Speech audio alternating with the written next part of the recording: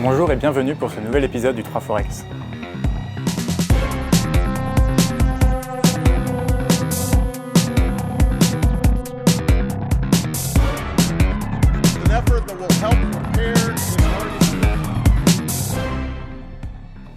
Pour vous accompagner dans la gestion du risque de change, je vous propose d'attirer votre attention ce mois-ci sur 3 événements clés.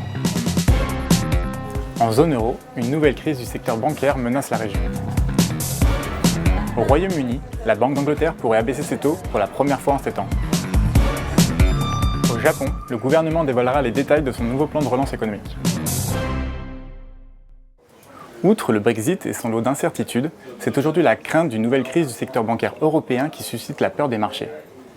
Les banques italiennes ont accumulé ces dernières années 360 milliards d'euros de créances douteuses, soit plus de 20% du PIB de l'Italie en 2015.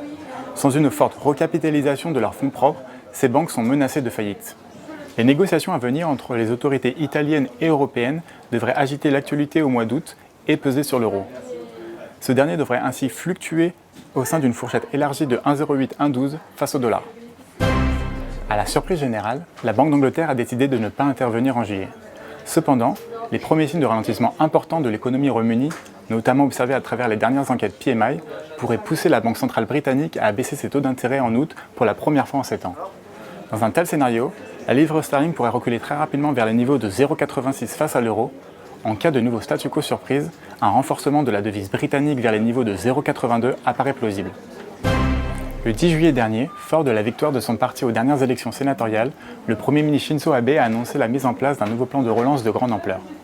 Si le chiffre de 28 trilliards de yens a été évoqué par la presse, ce plan ne sera rendu officiel que le 2 août prochain. Cette annonce a engendré de nouvelles espérances chez les investisseurs, même si celle-ci reste très fragile. Une nouvelle déception concernant le contenu de ce plan pourrait favoriser un rebond du yen vers les niveaux de 110 face à l'euro. Le 3 Forex est bientôt fini. Ne partez pas sans avoir noté les dates clés du mois d'août. Le 2 août, le gouvernement japonais dévoilera les détails de son plan de relance.